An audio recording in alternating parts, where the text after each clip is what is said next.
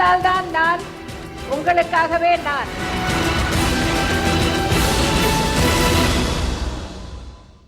ஜெயா தொலைக்காட்சி நேயர்களுக்கு வணக்கம். பாம்பின் மேல் நடனமாடி வலிமை மிகு வில்லொடித்து கானகத்தை நடைபயணத்தால் கடந்து கொம்பினால் பூவுலகை மீட்டு குறவை கூத்தாடி கடலை அணையாக கட்டி கோசலைக்கு மைந்தனாகி அலைக்கடலில் வீற்றிருந்து கரண் முரண் என்ற அரக்கர்களை அழித்தொழித்து வழிபடும் பக்தர்களுக்கு வீடு பேறு அளித்து கஜேந்திரனால் ஆதி மூலம் என்று அழைக்கப்பட்டு அனைத்திலும் நீக்கமர நிறைந்து ஆலிலையை இருப்பிடமாகவும் திருவரங்கத்தை கோயிலாகவும் கொண்டுரையும் அரங்கநாதனே என இன்னிசை குரலில் மெல்லிசையாய் பாடி துதிப்பவராக புறக்கண்களால் காண முடியாத உயிர் போன்றவனே, சுவைத்தறியாத அமிர்தத்திற்கு ஒப்பான இனிமையானவனே, பாவங்களை போக்கி அருள் தரும் மருந்தானவனே, திருவரங்கத்தில் பாம்பனை மீது பள்ளி கொண்டிருப்பவனே, உனக்கு நீயே உமையாக கூடிய உயர்ந்தவனே, தூண்டா விளக்கின் தீப ஒளியானவனே, காண்டா வனத்தை எரிக்கச் செய்த அரங்கநாத ஆண்டவனே என வாழ்த்தி வணங்கும் பக்தி நிறை சித்தியுடையவராக திருவரங்கத்தில் எழுந்தருளியுள்ள ஆழி நிறத்தவனை, துதிப்பவர்களின் உள்ள இல்லத்தில் ஒளிர்கின்ற ஜோதியானவனை, 5 தலை நாகத்தின் மேல் யோகத்துயில் கொள்ளும் மாயவனை, அம்புலியில் உரைகின்ற இறையவனை, திருவடிகளிலிருந்து உலகை உருவாக்கியவனை, பாஞ்ச சன்யம் எனும் சங்கின் ஒலியானவனை, காவிரி ஆற்றினிடையே வீற்றிருக்கும் கருணையானவனை அனுதினமும் போற்றும் மாண்புடையவராக மக்களுக்காகவே அர்ப்பணிப்புடன் வாழும் ஆற்றலாளராக இன்னல்களையும் இடைஞ்சல்களையும் துன்பங்களையும் துயரங்களையும் அல்லல்களையும் அனாயாசமாக கடந்து தன்னம்பிக்கையுடன் எதையும் எதிர்கொள்ளும் துணிச்சலாளராக ஆழ்கடலின் அமைதியும் வானிலவின் தன்மையும் எரிமலையின் வெப்பமும் ஒருங்கே பெற்ற அதிசயமாக மக்களின் மனதில் மேருவாய் உயர்ந்துள்ள மாமனிதராக மக்கள் மீது நேசமும் பாசமும் பற்றும் பரிவும் அன்பும் அரவணைப்பும் ஆதுரமும் கனிவும் கருணையும் ஈதலும் இரக்கமும் உடைய ஊக்கமிகு எழுச்சிமிகு ஏற்றமிகு தலைவராக திகழும் ஆற்றல்களின் முதல்வர் புரட்சி தலைவி செல்வி ஜெயலலிதா அவர்களின் தலைமையிலான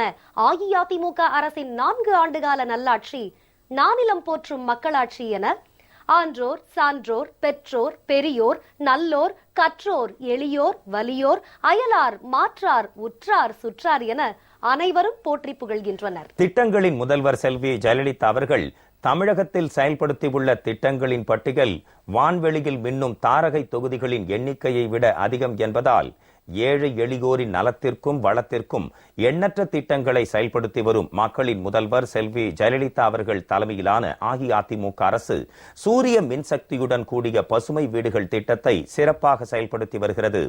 பசுமை வீடுகள் திட்டத்தின் சிறப்பம்சங்கள், பயனாளிகளின் தகுதிகள், பயனாளிகளை தேர்வு செய்யும் முறை, அலைபேசி அடிப்படையிலான கண்காணித்தல், மதிப்பீட்டு சான்றிதழ் மற்றும் நிதி மேலாண்மை உள்ளிட்ட பல்வேறு விவரங்களை நீங்கள் அறிந்து கொள்ளும் வகையில் உருவாக்கப்பட்டுள்ளதுதான் இன்றைய மக்களின் முதல்வர் நிகழ்ச்சி.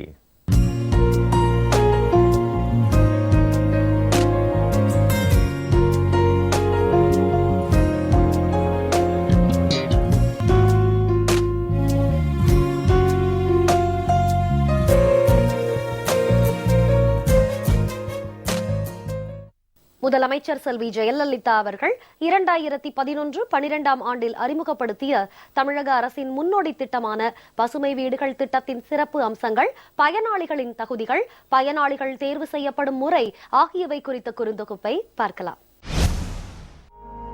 ஏழைகளின் வீடுகளுக்கான தேவையை நிறைவு செய்யும் வகையில் முதலமைச்சர் செல்வி ஜெயலலிதா அவர்கள் 2011-2012 ஆண்டில் ஆண்டிற்கு 60,000 வீடுகள் வீதம் மாநில அரசின் முழு நிதி உதவியுடன் சூரிய மின்சக்தியுடன் கூடிய பசுமை வீடு திட்டத்தை அறிமுகப்படுத்தினார். இந்தியாவிலேயே 300 சதுரடி பரப்பளவில் விளக்குகளுடன் கூடிய வீடுகள் வழங்குவது இதுவே முதன்முறையாகும். 2011-2012 ஆண்டு முதல் 5 ஆண்டுகளில் ஆண்டிற்கு 60,000 வீடுகள் வீதம் 3 லட்சம் வீடுகள் கட்ட ஆணையிடப்பட்டு நடைமுறைப்படுத்தப்பட்டு வருகிறது.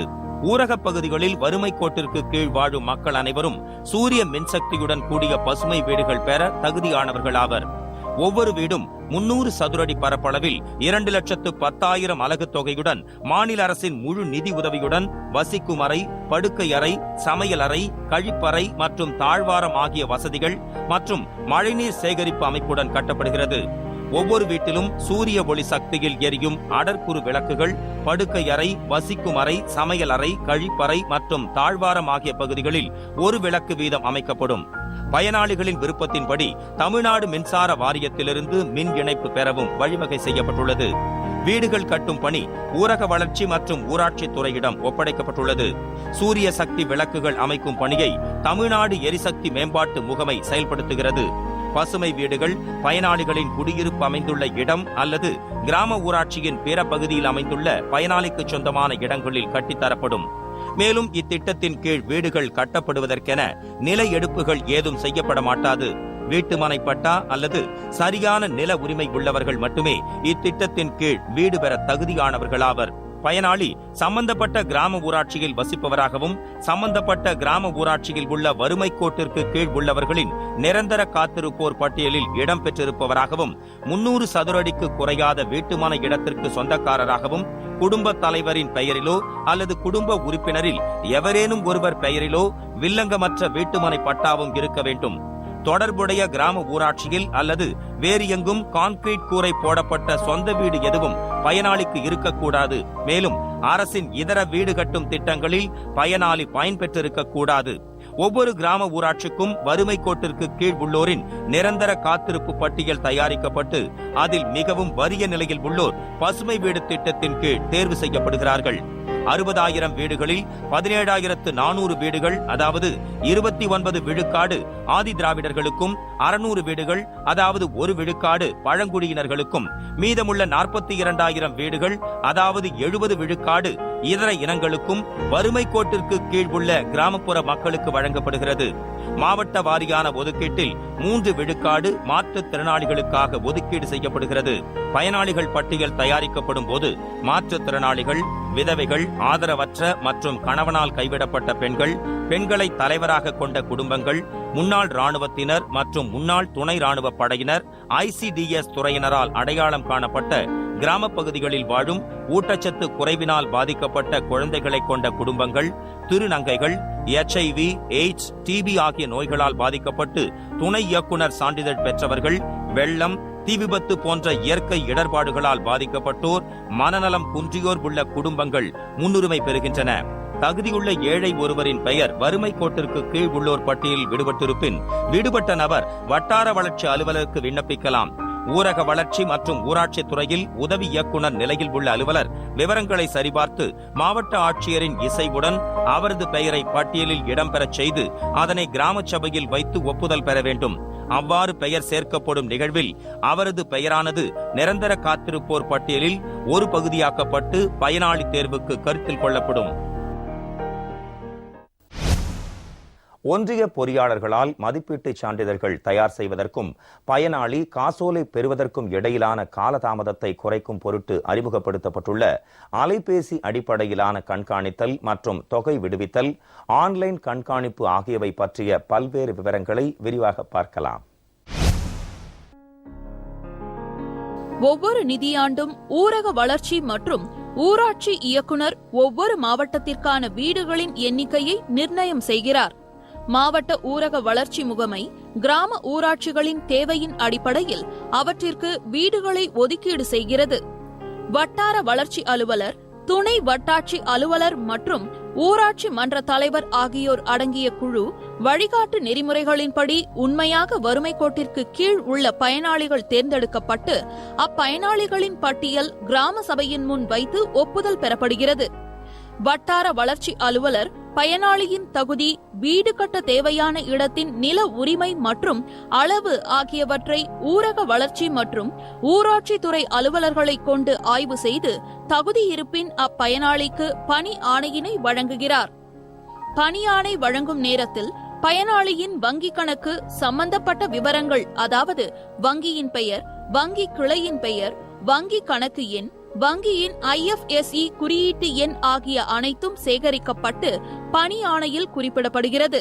பயனாளியின் வங்கி கணக்கு குறித்த விவரங்கள் துணை வட்டார வளர்ச்சி அலுவலர் நிலையிலான அலுவலரால் சரிபார்க்கப்படுகிறது. பயனாளியின் மகாத்மா காந்தி தேசிய ஊரக வேலை உறுதி திட்டம், முதியோர் உதவி திட்டம் அல்லது இதர வங்கி கணக்குகள் இந்த நோக்கத்திற்காக பயன்படுத்திக் கொள்ளப்படுகிறது. பயனாளிக்கு வங்கியில் கணக்கு இல்லை எனில் வங்கியில் புதிய கணக்கு துவங்கப்பட்டு ஆன்லைனில் உருவாக்கப்பட்ட பணி ஆணை பயனாளிக்கு வழங்கப்படுகிறது. மேலும் மேல் நடவடிக்கைக்காக இந்த பணி ஆணையின் நகல் பணி மேற்பார்வையாளர் மற்றும் உதவி பொறியாளருக்கு அனுப்பப்படுகிறது. பயனாளிகளின் வங்கிக் கணக்கு குறித்த விவரங்கள் பணி உருவாக்கத்தின் போதே ஒன்றிய அளவில் ஆன்லைன் திட்ட கண்காணித்தலில் நிரப்பப்படுகிறது.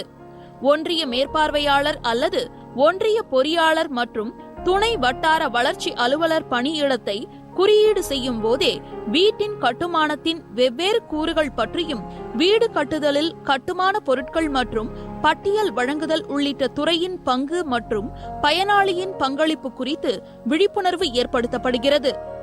ஆன்லைன் கண்காணித்தல் முறையில் ஒன்றிய மேற்பார்வையாளர் மற்றும் உதவி பொறியாளரிடம் உள்ள ஸ்மார்ட் தொலைபேசியில் பதிவு செய்யப்பட்ட அலைபேசி மென்பொருள் இணைக்கப்பட்டுள்ளது. இம்முறையை பயன்படுத்தி வீட்டின் முன்னேற்றத்தினை தளத்திலிருந்து நேரடியாகவே புகைப்படம் மற்றும் புவி அமைப்பு கூறுகளுடன் பதிவு செய்ய முடியும். இது தொகை வழங்குதலுக்கு அடிப்படையாக அமைகிறது.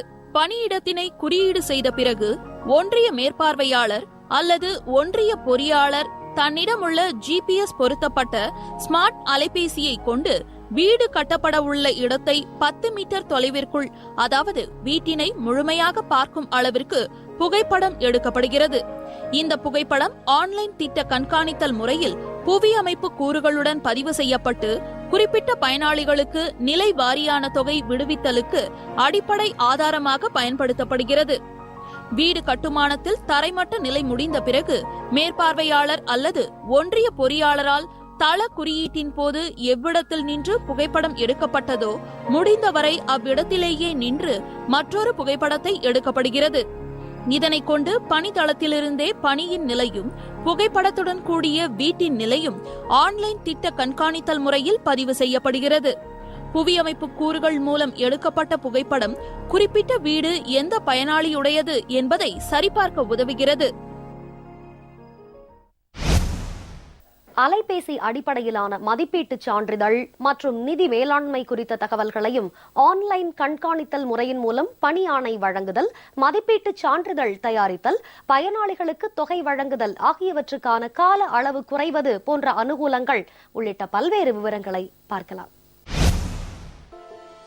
ஒப்புதல் அளிக்கப்பட்ட மதிப்பீட்டு சான்றிதழ் மற்றும் தொகை விடுவித்தலுக்கான குறிப்பாணையுடன் கூடிய பட்டியல் தொகுதி ஊரக வளர்ச்சி வலைதளத்தில் உருவாக்கப்பட்டுள்ளது. இவற்றை அலைபேசி பயன்பாடு மற்றும் ஏற்கனவே உருவாக்கப்பட்டுள்ள ஆன்லைன் திட்ட கண்காணித்தலுடன் இணைக்கப்படுவதன் மூலம் எப்பொழுதெல்லாம் வீட்டின் பணி முன்னேற்றம் அலைபேசியில் பதிவு செய்யப்பட்டு புவியியல் கூறுகளுடன் கூடிய புகைப்படத்துடன் சான்றுரைக்கப்படுகிறதோ அப்பொழுதெல்லாம் நிலைவாரியான மதிப்பீடு சான்றிதழ் மற்றும் தொகை தானியங்கி முறையில் உருவாகும் பொருட்டு அமைக்கப்பட்டுள்ளது. தற்போது உதவி பொறியாளர் குறிப்பிட்டுள்ள பயனாளிக்கான குறிப்பிட்ட நிலைக்கான ஆன்லைன் மதிப்பீட்டு சான்றிதழ் புகைப்படத்துடன் உருவாக்கப்படுகிறது. இந்த மதிப்பீட்டு சான்றிதழ் ஆய்வு செய்யும் அதிகாரியான உதவி செயற்பொறியாளரின் ஒப்புதலை பெற்ற பிறகு ஆன்லைன் திட்ட கண்காணித்தல் முறை மூலம் வட்டார வளர்ச்சி அலுவலருக்கு அனுப்பப்படுகிறது. இந்த மதிப்பீட்டு சான்றிதழின் ஒரு நகல் உதவி பொறியாளரால் ஆன்லைன் கண்காணிப்பு தளத்திலிருந்து பதிவிறக்கம் செய்யப்பட்டு உதவி செயற்பொறியாளரின் கையொப்பத்துடன் அலுவலகத்தில் ஆவணப்படுத்தலுக்கு சமர்ப்பிக்கப்படுகிறது. வீட்டின் அடித்தள நிலையில் தொகை விடுவிக்க வேண்டுமெனில் அந்நிலையில் வீட்டின் புகைப்படம் பதிவு செய்யப்படுகிறது. தொடர்புடைய அலுவலர் ஊரக வளர்ச்சித்துறை வலைதளத்தினுள் சென்று ஏற்கனவே பதிவேற்றம் செய்யப்பட்டுள்ள மதிப்பீட்டு சான்றிதழை நகல் எடுத்து கையொப்பமிட்டு மேல் நடவடிக்கை எடுக்கும் பொருட்டு அலுவலகத்தில் சமர்ப்பிக்கிறார். உதவி பொறியாளர் அல்லது உதவி செயற்பொறியாளரிடமிருந்து மதிப்பீட்டு சான்றிதழை பெற்ற பிறகு தொடர்புடைய உதவியாளர் அல்லது கணக்காளர் அல்லது துணை வட்டார வளர்ச்சி அலுவலர் ஊரக வளர்ச்சித்துறை வலைதளத்தினுள் சென்று குறிப்பிட்ட அந்த வீட்டிற்கான தொகை விடுவித்தலுக்கான குறிப்பாணையை உருவாக்கி கோப்பினை தயாரித்து பட்டியலை வட்டார வளர்ச்சி அலுவலருக்கு அனுப்பி வைக்கிறார். வட்டார வளர்ச்சி அலுவலர் சிமெண்ட், கம்பி உள்ளிட்ட பயனாளிக்கு வழங்கப்பட்ட கட்டுமான பொருட்களுக்கான தொகை ஏதேனும் இருப்பின் அதனை கழித்த பிறகு பட்டியலை அனுமதிக்கிறார். தேவையான பதிவுகளை மதிப்பீட்டு ஒதுக்கீடு புத்தகம் மற்றும் தொடர்புடைய திட்ட ரொக்க புத்தகத்தில் பதிவு செய்த பிறகு அந்த பட்டியல் மற்றும் தொகை விடுவித்தலுக்கான குறிப்பாணை பயனாளிக்கு தொகை வழங்கும் பொருட்டு தொடர்புடைய கிராம ஊராட்சியின் தலைவருக்கு அனுப்பப்படுகிறது. பட்டியல் மற்றும் தொகை வழங்குதலுக்கான குறிப்பாணையை பெற்ற பிறகு கிராம ஊராட்சியின் தலைவர் நடைமுறையில் உள்ள வழிமுறைகளை பின்பற்றி தொடர்புடைய பயனாளிக்கு தொகையை வழங்குகிறார். அலைபேசி அடிப்படையிலான ஆன்லைன் கண்காணித்தல் முறையின் மூலம் பணி ஆணை வழங்குதல், மதிப்பீட்டு சான்றிதழ் தயாரித்தல் மற்றும் பயனாளிகளுக்கு தொகை வழங்குதல் ஆகியவற்றிற்கான கால அளவு குறைகிறது. மேலும் ஒவ்வொரு நிலையின் போதும் புகைப்படங்கள் பதிவு செய்யப்படுவதால் ஒன்றிய, மாவட்ட மற்றும் மாநில அளவிலான அதிகாரிகள் திட்டத்தை நுண்ணிய முறையில் கண்காணித்தலுக்கு உதவுவதுடன் வீடுகளின் பணி முன்னேற்றத்தை துரிதப்படுத்தவும் உதவுகிறது. 2013-14 ஆண்டில் 1260 கோடி ரூபாய் மதிப்பீட்டில் சூரிய மின்சக்தியுடன் கூடிய 60,000 பசுமை வீடுகள் கட்டும் பணிகள் மேற்கொள்ளப்பட்டன. நடப்பாண்டிலும் 1260 கோடி ரூபாய் மதிப்பீட்டில் சூரிய மின்சக்தியுடன் கூடிய 60,000 பசுமை வீடுகள் கட்டப்பட்டு வருகின்றன. முதலமைச்சர் செல்வி ஜெயலலிதா அவர்கள் 2011-12 ஆண்டில் அறிமுகப்படுத்திய நாட்டின் முன்னோடி திட்டமான சூரிய மின்சக்தியுடன் கூடிய பசுமை வீடு திட்டத்திற்கு நிர்வாகிகள் தங்களோட நெஞ்சார்ந்த நன்றியை தெரிவிச்சிருக்காங்க. 2014-15 ஆண்டு 903 பயனாளிகளுக்கு 18.9 கோடி ரூபாய் மதிப்பீட்டில் வீடுகள் கட்டி கொடுக்கப்பட்டுள்ளது. மேலும் 15-16 ஆண்டு 903 பயனாளிகளுக்கு 18.9 கோடி ரூபாய் மதிப்பீட்டில் பணி உத்தரவு வழங்கப்பட்டு பணிகள் மேற்கொள்ள நடவடிக்கை மேற்கொள்ளப்பட்டு வருகிறது. இந்த திட்டத்தின் கீழ் தமிழக அரசின் மானியமாக 1,80,000 ரூபாய் வீடுகள் கட்டுவதற்கும் 30,000 ரூபாய் சூரிய சக்திக்கும் ஆக மொத்தம் 2,10,000 ரூபாய் அரசின் மானியமாக வழங்கப்படுகிறது ஒரு பயனாளிகளுக்கும். சூரிய ஒளியுடன் கூடிய பசுமை வீடுகள் திட்டத்தின் கீழ் ஓலை குடிசையில் வாழ்ந்த மக்களுக்கு பறவைக்கோட்டின் கீழ் வசித்து வருகின்றவர்களுக்கு கிராம சபையின் மூலம் பயனாளிகள் தேர்வு செய்யப்பட்டு பசுமை வீடுகள் சூரிய ஒளியுடன் கொடுக்கப்பட்டுள்ளது. மக்களின் முதல்வர் அம்மா அவர்களுக்கு நன்றி கூறிக்கொள்கிறோம். சூரிய மின்சக்தியுடன் கூடிய பசுமை வீடு திட்டத்தின் கீழ் பயனடைந்த பயனாளிகள் மக்களின் முதல்வர் செல்வி ஜெயலலிதா அவர்களுக்கு உளமார்ந்த நன்றி தெரிவிச்சிருக்காங்க. 2,10,000 ரூபாய் காசு கொடுத்திருக்காங்க. இதை வச்சு நாங்கள் இந்த வீடை கட்டி இப்போ நல்ல முறையில் நாங்கள் குடியேறி இப்போ சந்தோஷமா இருக்கோம். அம்மா அவர்களுக்கு நன்றி. 2,10,000 உதவி தொகை கொடுத்தனால நாங்கள் நல்லபடியாக வீடு கட்டி எங்களோட கனவு நல்லபடியாக நிறைவேறி இருக்கு. அதனால எங்களோட அம்மாவுக்கு ரொம்ப நன்றி. வீடு கட்ட முடியுமாங்கிற ஒரு சூழ்நிலை எனக்கு கொனாலாவே இருந்துச்சு. அம்மா பசுமை வீடு திட்டத்தில் இந்த மாதிரி வீடு கட்டி தராங்கன்னு சொல்லவும் அந்த திட்டத்தில் சேர்ந்து எனக்கு 2,10,000 ரூபாய் எனக்கு தந்தாங்க. அதனால இப்போ நான் வீடு கட்டி இப்போ நல்ல சந்தோஷமா இருக்கேன். அதனால அம்மாவுக்கு ரொம்ப நன்றி. வீடு கட்டுறதுக்கு நாங்கள் எவ்வளவோ கஷ்டப்பட்டு முயற்சி பண்ணோம், கட்டவே முடியல. அம்மா அந்த திட்டத்தினால எங்களுக்கு இந்த வீடு கிடைச்சிச்சு. இந்த வீடு கிடைச்ச அம்மாவுக்கு கோடான கோடி நன்றி. பசுமை வீடு திட்டத்தின் மூலமாக எங்களுக்கு இந்த வீடு கிடைத்தது. வீடு கட்டி இப்போ நாங்கள் சந்தோஷமாக குடும்பத்தோடு சந்தோஷமாக இருக்கோம். மக்களின் முதல்வர் அம்மா அவர்களுக்கு குடும்பத்தின் சார்பாக மிக மிக மிக மிக நன்றி. நாங்கள் வீடு கட்ட முடியாமல் ரொம்ப கஷ்டத்தில் இருந்தோம். அதனால அம்மாவுக்கு தந்து வீட்டை கட்டி நல்ல மாதிரியாக நாங்கள் கோடியோடி வாழ்க்கை அம்மாவுக்கு நன்றி சொல்லுதோம்.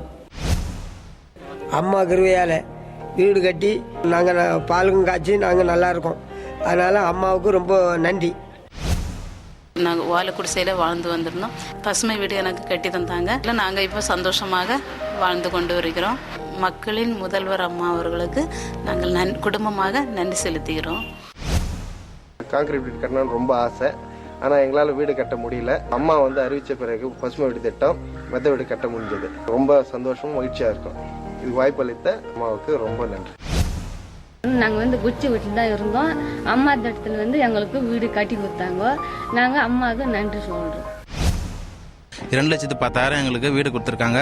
இப்போ சமையலறை, அதிலே சமையலறை, பெட்ரூமு, பின்னால் பாத்ரூம் இருக்குது. சோலார் லைட்னா வசதி ஏற்படுத்தி கொடுத்தனால எங்களுக்கு கரண்ட் பில்லும் கம்மியாகுது. ஆனால் ரொம்ப எங்களுக்கு பயனடைஞ்சிருக்கும். இதனால் பசுமை வீடு கட்டி கொடுத்த அம்மாவுக்கு நெஞ்சார்ந்த நன்றியை நாங்கள் தெரிவிச்சுக்கிறோம். 2,10,000 ரூபாய் வீடு கொடுத்தாங்க. எனக்கு கழுவேறை, சமையலறை, படுக்காரை எல்லாம் கொடுத்து அம்மாவுக்கு நன்றி தெரிவிச்சுக்கிறேன்.